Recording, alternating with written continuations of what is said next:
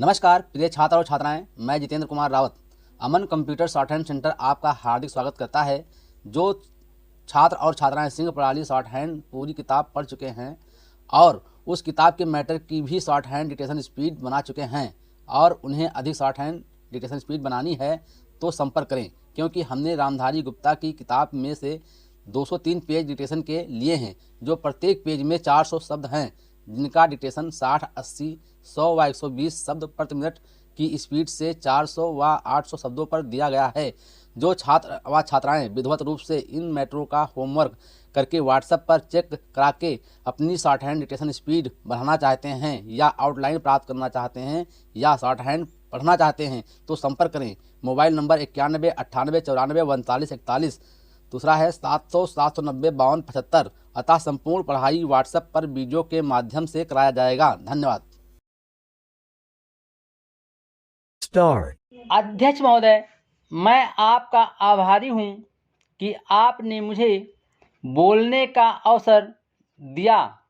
इस देश के वर्तमान भारी संकट के समय में और विशेष रूप से उस समय जबकि हम लड़ाई से अभी निवृत्त हुए हैं और आकाश में लड़ाई के बादल दूसरी तरफ से आने शुरू हुए हैं।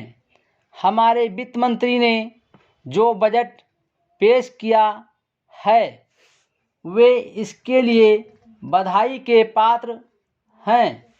यद्यपि भिन्न भिन्न पहलुओं को लेकर आलोचनाएं की गई हैं, लेकिन यदि उनकी कठिनाइयों को भी देखा होता कि राष्ट्र को किन किन संकटों का सामना करना पड़ रहा है, इस बात पर भी अगर मेरे से पहले बोलने वाले वक्ताओं ने विचार किया होता तो मेरा विश्वास है कि उनकी आलोचनाओं का आधार कुछ दूसरा होता।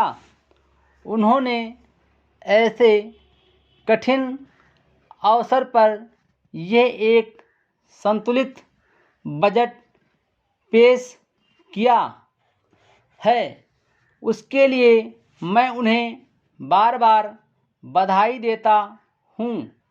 लेकिन साथ ही साथ मैं अपना यह कर्तव्य समझता हूँ कि कुछ ऐसे विचार भी उनके सामने प्रस्तुत करूँ जिससे उनकी कठिनाइयाँ कुछ हल हो जाएं।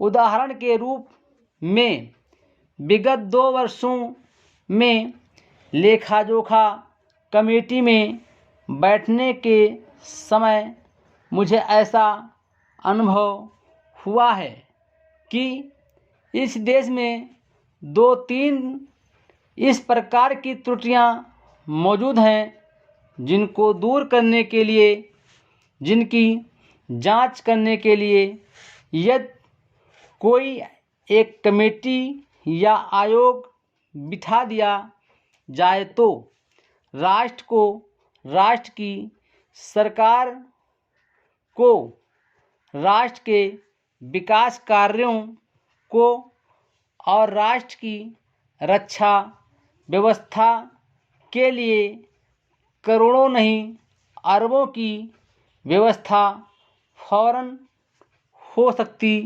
है। केवल शासन को जागरूक होकर कुछ कदम उठाने की आवश्यकता है। अभी कुछ छिपे हुए धन का जिक्र किया गया। सरकार ने भी समय समय पर ऐसा आभास दिया है कि इस देश में लगभग 30,000 करोड़ रुपया का छिपा धन मौजूद है। स्वयं में समझ नहीं पाता हूँ कि जब सरकार ऐसा अनुभव करती है तो इसकी व्यवस्था करने में उसको दिक्कत क्या आ रही है। ऐसा मालूम होता है कि कहीं इच्छा शक्ति की कमी है। भारत की इस सरकार ने अपनी शक्ति का ठीक से उपयोग करके उस दुश्मन के दांत खट्टे किए जिसके की ऊपर विश्वास की शक्तिशाली और इंग्लैंड जैसी शक्तियों का अटूट सहारा था और जिसको कि उन्होंने हमारे विरुद्ध उकसाकर खड़ा किया था और अपना पूर्ण सहयोग दिया था। Full stop.